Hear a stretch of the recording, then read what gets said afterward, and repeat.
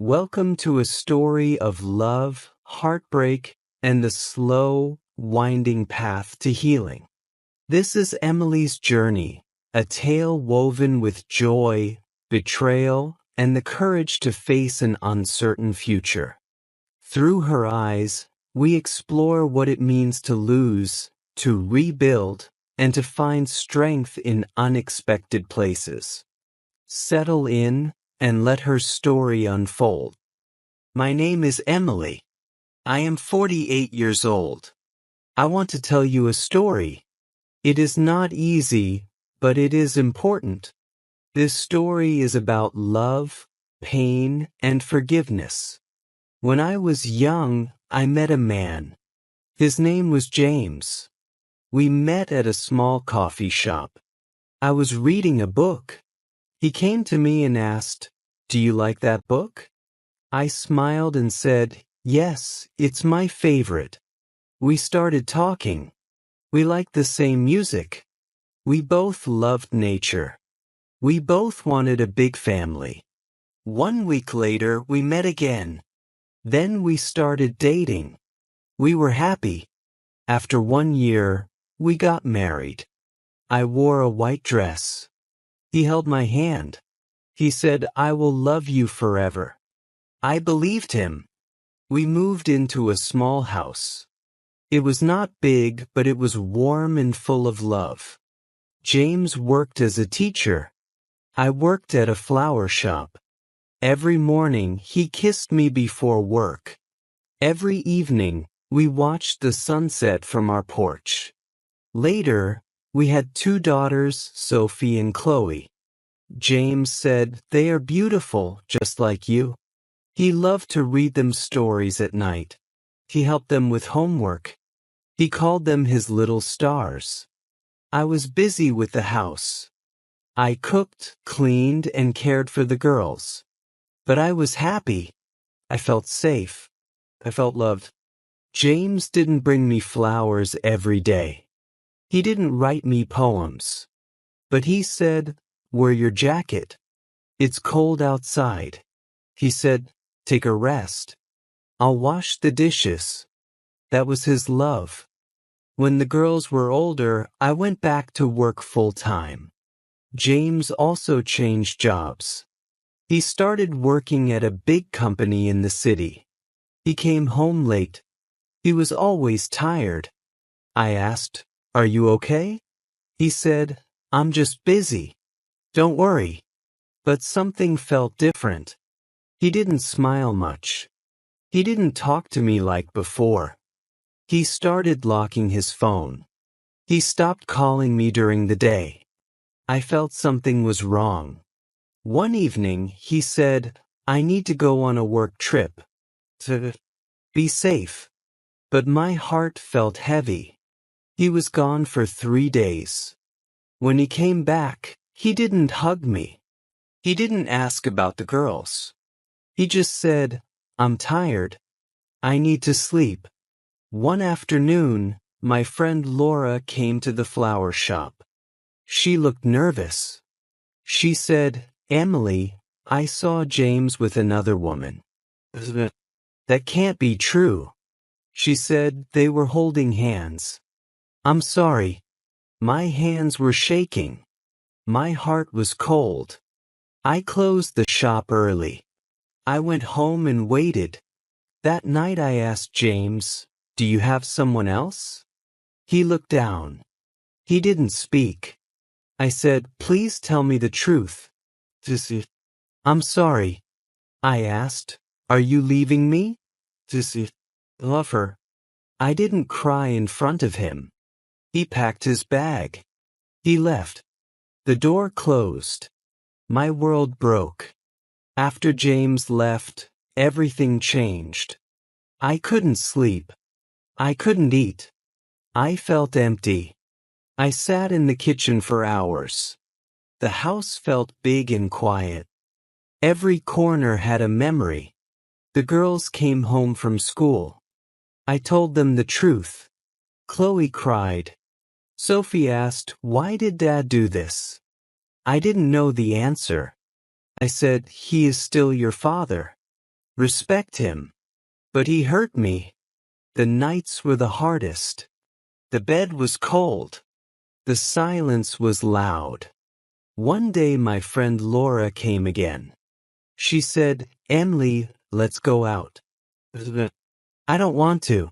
She said, "You need fresh air. Please." We went to a children's hospital. Laura was a volunteer there. She said, "Come and meet someone." She introduced me to a little girl named Isabella. Isabella had no hair. She was very sick. But she smiled and said, "Do you want to see my drawing?" It was a picture of a sun and two people holding hands. I said, "It's beautiful." Isabella said, "That's me and my mom. We go to the park in my dreams."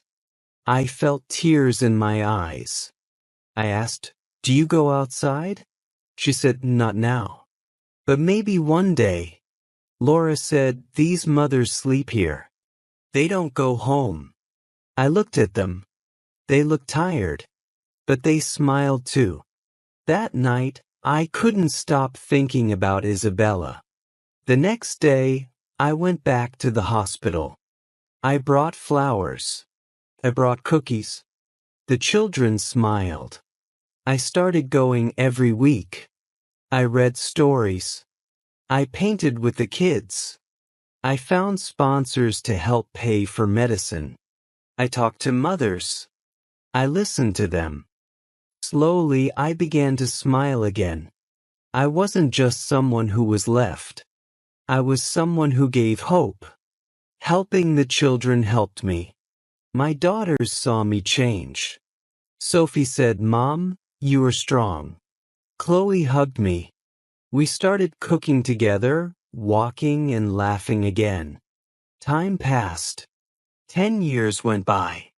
My daughters grew up. They moved out, got jobs, started their own lives. I still worked at the flower shop. I still visited the hospital. I still helped the children. One day, it was Mother's Day. I made tea. I waited for my daughters to visit. Then someone knocked on the door. I opened it and saw James. He looked older. His hair was gray. His face looked tired. He said, "Hi, Emily. Can we talk?" I didn't know what to say. He said, "I'm sorry. I made a mistake. Can I come in?" I stepped back. I said, "This is your old house. You can come in." He sat on the couch. He looked around. He said, "It feels the same. But I feel different." I stayed quiet. He said, "She left me. The woman I left you for. She lied to me. Her child was not mine." I looked at him. He looked small, weak, not the man I once knew. He said, "I have nowhere else to go. I don't want your money. I want to say sorry. Please forgive me." I didn't know what to say. I looked at James and felt many things. I felt pain, anger, and confusion. I also felt something else. Maybe it was sadness. Maybe it was something softer. I didn't cry. I didn't shout. I just said, "You can stay in the guest room. It's clean." He nodded and said, "Thank you." That night, I could not sleep. I lay in bed and looked at the ceiling. My mind was full of memories. I remembered our first day in this house. I remembered our wedding, our daughters when they were small, and the day he left me. I also remembered the day I met Isabella at the hospital. That day changed my life. It helped me become strong again. But now, James was back and everything felt heavy. The next morning, I made coffee. James came into the kitchen. He looked unsure. He said, "Good morning." I only nodded. I put a cup of coffee in front of him. He smiled a little. He said, "Thank you." We sat in silence. After breakfast, he went outside. He looked at the garden. The fence was broken. I saw him pick up some tools and start fixing it. I watched from the window. He looked slower than before, older, but he worked with care. I didn't say anything, just watched. In the evening, I made dinner. It was simple: rice, vegetables, and chicken. I put the plates on the table. James sat down. He said, "The food smells good, Emily." I didn't answer. We ate quietly. Then he said, "I missed your cooking. No one cooks like you." I looked at him. I said, "You made your choice, James." He looked down. He said, "I'm sorry." After dinner, he stood up to help me wash the dishes. "I can do it." He nodded and went to the guest room. That night, my daughters came to visit. They were surprised to see James.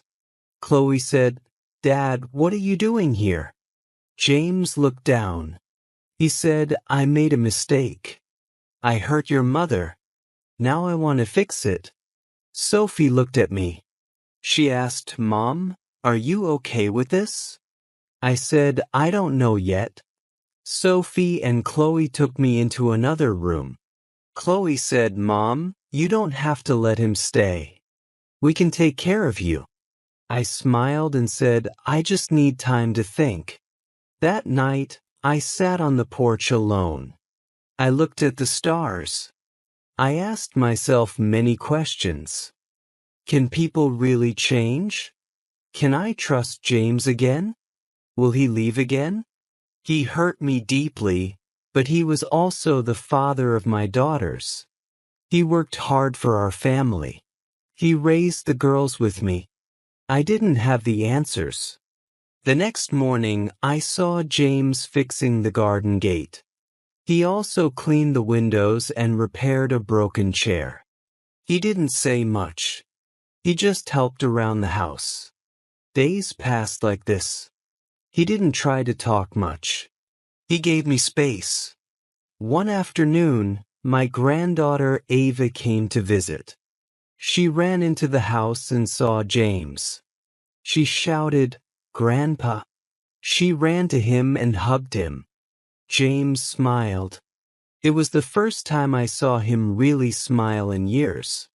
Ava looked at me and said, "Grandma, Grandpa said he missed me. Can we all go to the park together?" I didn't want to go, but Ava held my hand and said, "Please, Grandma, it will be fun." I looked at her big eyes and said, "Oh, let's go." At the park, Ava played on the swings. James and I sat on a bench. He said, "Thank you for letting me come back, Emily." I said, "I haven't decided yet, James." He nodded. "I understand." He said, "Take your time. I will wait." More days passed. James stayed in the guest room. He fixed things in the house. He helped in the garden. He cleaned the garage. He didn't ask for anything. One morning, my friend Laura came to visit. She saw James and raised her eyebrows. After he left the room, she asked, "Are you okay with him here?" I said, "I don't know. I feel angry, but I also feel sorry for him." Laura said, "You don't have to forgive him right away, but maybe this is a chance to heal." For both of you, that night I thought about her words. Maybe she was right. Maybe healing takes two people. The next morning, I made breakfast. I called James to the table. He looked surprised. He sat down. He looked nervous. I said, "I don't know if I can forgive you, but I want to try." James's eyes filled with tears. He said, "Thank you, Emily. I will do everything to make it right." After that, we began spending more time together. We talked about the past. James told me he was sorry, again and again. He said he didn't understand what he had before. He said he was selfish. One evening, we sat in the garden. He said, "I don't expect you to forget, but I hope one day you can forgive." I said, James, I will forgive you, but it will take time. You have to show me you've changed." Over time, things got better. We started laughing again. We remembered the good days. We talked about our daughters and Ava. We even watched the sunset just like before. One morning, James brought me tea in bed. I looked at him. I said, "Be careful. Don't spill it this time." We both laughed. It was a small moment, but it meant a lot. I still don't know what the future holds, but I know that forgiveness is not easy. It takes time. It takes love. It takes patience. Maybe one day, our family will feel whole again. Maybe not the same as before, but something new. Something strong. Something honest. I hope you enjoyed this story. Emily's journey is full of emotions, choices, and strength. Emily's story reminds us that life's deepest wounds can lead to unexpected growth, and forgiveness is a journey, not a destination. What do you think about her choices? How would you navigate the delicate balance between pain and hope? Thank you for joining us in this heartfelt tale. May it inspire you to reflect on your own path.